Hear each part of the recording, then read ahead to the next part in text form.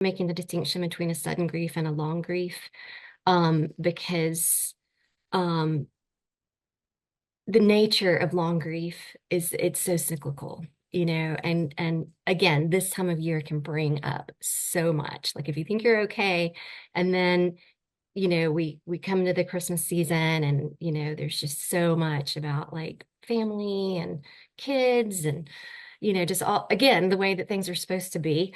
And so that has definitely all you know I used to kind of brace myself and with dread over, oh gosh, here I've got to like dredge up this pain again. Like another year has gone by, and we you know are not able to have children. And um but I have learned, I don't want to say to welcome that, but I've learned what a precious place of dependence it has become. And I've just really learned to cherish the fact that I've had this desire for so many years that just really flares up, in a very cyclical way with the seasons of the year. And it has just become a time of such precious intimacy with Christ and dependence on him, and sufficiency.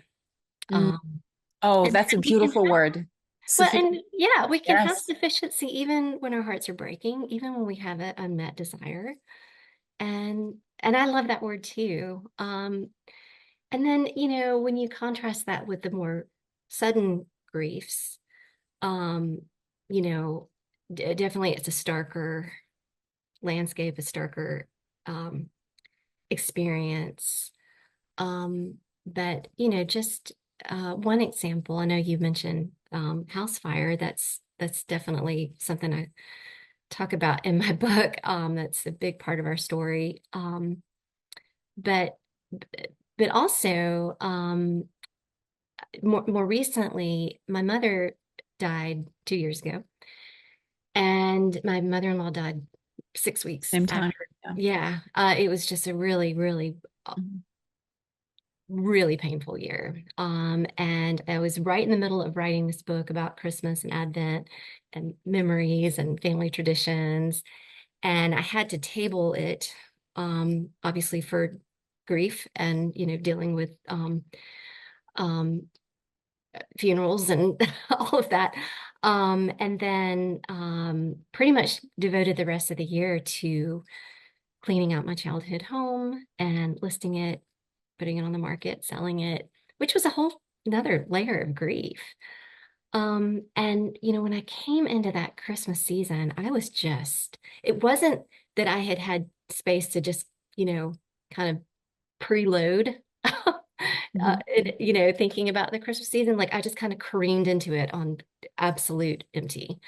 And I just remember asking the Lord, um, as I was sitting having my devotions in the mornings during Advent, like, please just give me a picture of what your love looks like to me in this season, because I am so empty.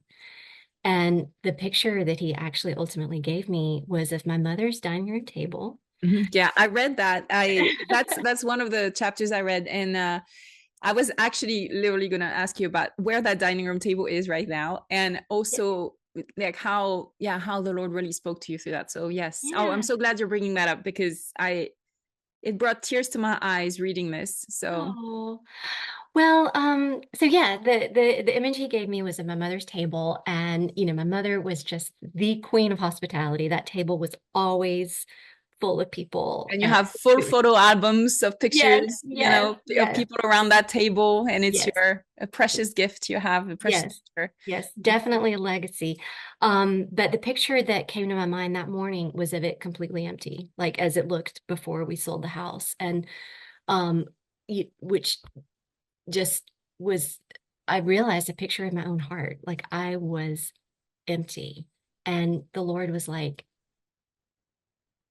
offering me an invitation to let him set that table, um, in his own way and his own time. And he really, really showed up for us in the sweetest way that Christmas, because even though like I didn't finish, I never finished my Christmas shopping that year. Like I just kind of, just did the next thing. Um, and I didn't say this in the book, but actually the power went out like an hour before Christmas dinner was supposed to be ready. Had all these people coming over.